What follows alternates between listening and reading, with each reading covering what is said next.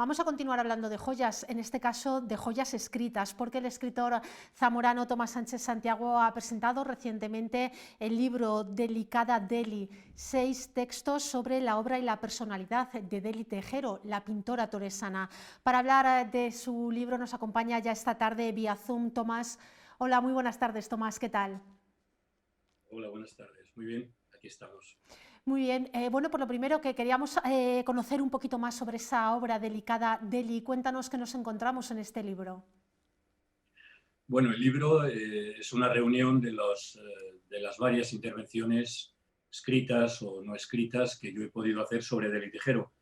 En la editorial Los Papeles de Brighton, que es donde ha salido, pues el editor, que está morano, por cierto, Juan Luis Calvarro, poeta, me propuso algo así, el que nos centrásemos un poco en la figura de Deli, y me sugería ya directamente la posibilidad de poder reunir mis textos sobre ella, y de eso se trata, de esas 6, 7, no recuerdo, intervenciones que en distintas circunstancias uno ha hecho sobre ella, recopiladas por fin todas juntas. Sí. Tomás, ¿cómo surge tu relación con la figura, con la obra, ese acercarte a esa figura de Deli Tejero?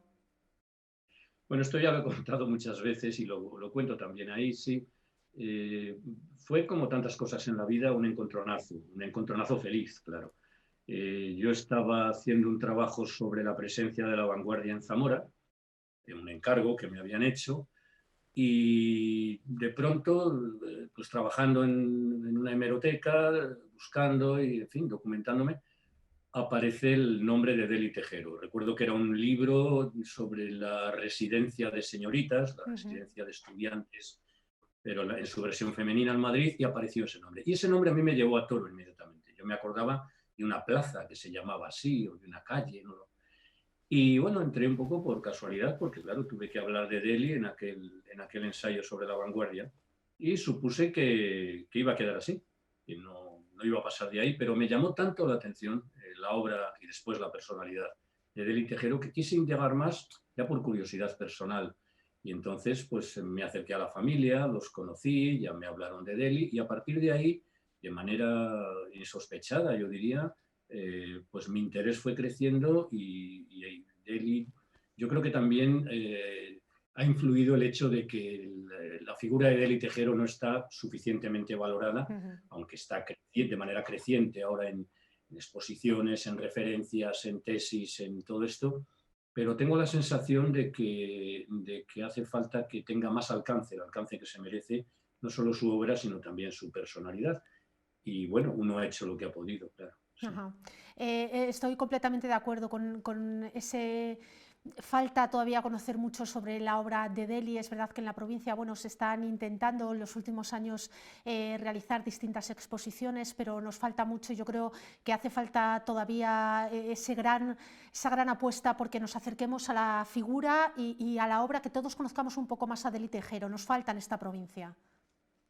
Sí, yo creo que a un artista se le acaba conociendo cuando hay una idea compacta de su mundo, en este caso de su pintura. Mientras nos tengamos que conformar con ver de manera dispersa, que ya es la cosa, ¿no? Pero bueno, cuadros, vertientes de su pintura. Claro, es que no hay que olvidar que Deli empieza haciendo un tipo de pintura, digamos, tradicional. Ella es alumna de Romero de Torres y de Moreno Carbonero en Madrid, y termina haciendo pues el perlismo, que no deja de ser una tendencia muy personal suya, que viene después de haber atravesado por el surrealismo y de haberse dejado seducir por Kandinsky. Es decir, es realmente una travesía, la de Deli, en cuanto a su obra, tan fértil, tan fuerte, tan variada, que para entenderla bien habría que poner en diálogo unas obras con otras a través de los 40 años casi de producción pictórica. Y eso solamente se puede lograr cuando haya una sede suficientemente generosa como para poder contemplar esa obra total de Deli Tejero. completamente de acuerdo con que es una de esas características en el mundo del arte que nos falta en la provincia de Zamora, y ahí lo dejamos, a ver si alguien nos quiere escuchar, porque desde luego sería muy interesante. Y también para conocer la obra es importante conocer la personalidad de la que también hablas. ¿Cómo fue la personalidad? Porque es verdad que estamos hablando de una mujer muy interesante hace varias décadas, con lo cual tiene una personalidad en un momento histórico que es también a destacar. Sí, bueno, Deli es una personalidad, una mujer de su tiempo. Pero claro, decir que es una mujer de su tiempo en una persona que viene de Toro, de una sociedad ancestral, de una sociedad, si quieres, pues no decididamente arriesgada, una sociedad agraria, con un peso de la religión muy fuerte, etc. A ella le cuesta mucho desprenderse de manera real de todo ese lastre, ¿no? Digámoslo así. Y claro, eso incide en una personalidad errática, porque claro, las circunstancias históricas tampoco la acompañan. No hay que olvidar que Delhi se va de España a principios en los años 20 se va a Madrid, a finales. Allí ya ve que la ebullición del arte va por otro lado, y después cuando va a París, sobre todo cuando va a París y se da cuenta de qué es lo que está pasando en París con el surrealismo, con esa especie de planeta Picasso que está por encima de todo, ¿no? Y pues claro, ella se da cuenta de lo que se ha estado perdiendo. Y es una mujer que está huyendo continuamente. Es decir, es una personalidad muy sensible, dolorosamente sensible, diría yo. No soporta la violencia, no soporta la injusticia, no soporta el asco incluso. Claro, todo aquello que en una sociedad embrutecida, como podía ser la sociedad española, que está en torno al golpe de Estado de 1936 y todo lo que ello significó, aquello a ella le horrorizaba, no lo soportaba. ¿Cuál es el drama? El drama es que Delhi se va siempre en busca de la pintura, ella no supone que puede hacer otra cosa más que pintar, pero por ejemplo cuando está en París resulta que en el año 42 ocupan París los alemanes, pero cuando está en Capri resulta que los fascistas están allí también. Es decir, ella está huyendo del horror, ella está huyendo de la brutalidad y se la va encontrando en aquella Europa convulsa y en aquella Europa zozobrante que ella pues va atravesando como puede hasta que luego vuelve a regresar a España. Todo esto realmente tiene mucho interés porque ella lo va reflejando en sus diarios. Es una mujer que a partir de los años 30, cuando tiene 20 y tantos años, empieza a escribir un diario, en libretitas, en cuadernos, en las situaciones más inverosímiles, en la cubierta de un barco, en un tren, en una pensión, en la calle, donde puede. Ella pasa todo tipo de vicisitudes, está escribiendo diarios hasta que fallece en el año 68. De tal manera que la familia tenía ese cuerpo de diarios que acabamos publicando su sobrina María Dolores Vila y yo mismo, bajo el título que ella le ponía, los diarios, que eran los cuadernines, y yo creo que ahí es donde se refleja realmente la personalidad atractiva y convulsa también de Delhi Tejero. Nos explicamos muchas cosas de su pintura a partir de su propia personalidad, yo creo que sí. Ajá, efectivamente. Tomás, es un placer acercarnos a esa figura de la mano de tus letras, y para eso están esos libros, como nos hablabas, de los cuadernines y también de esa última obra, Delicada Delhi.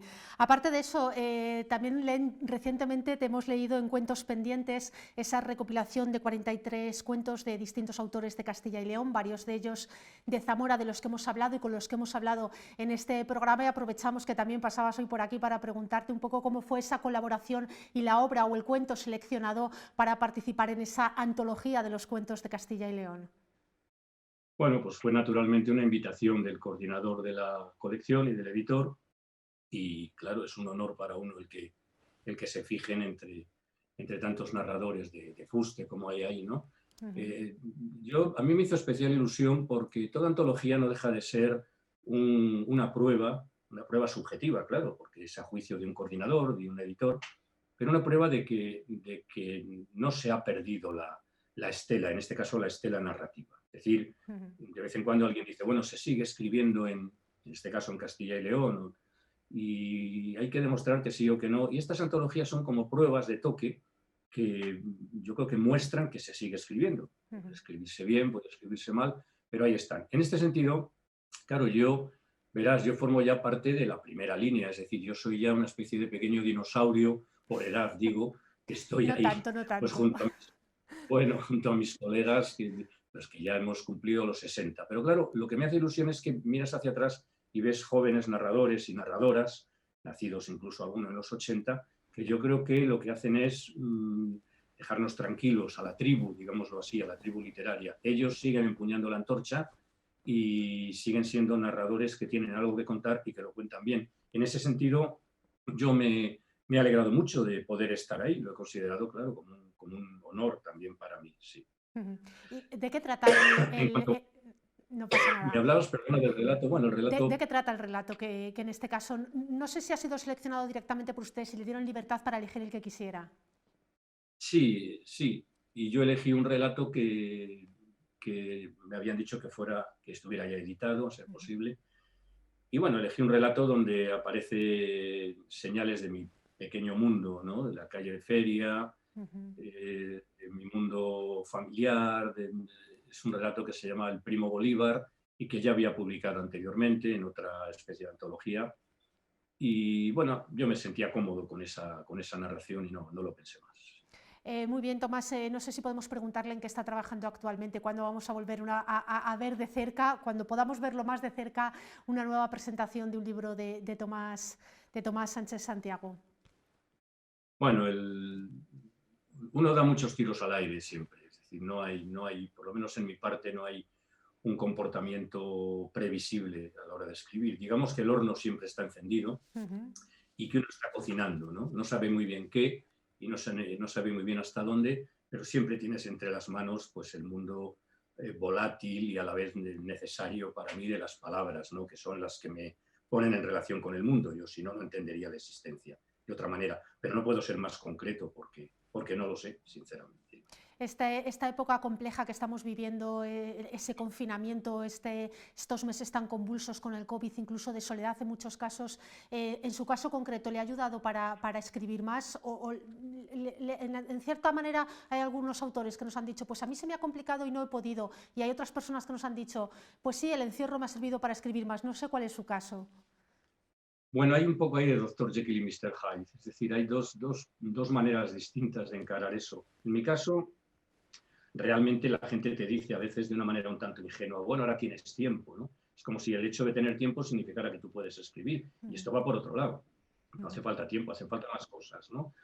Es verdad que sobre todo la primera parte, ahora hace un año de la pandemia, hay un momento sobrecogedor cuando había aquellas cifras terribles, ¿no? De 900 muertos diarios durante unos días, etcétera, en que uno no está para bromas. Y te queda, bueno, para bromas, escribir no es una broma, pero hay que entenderlo así.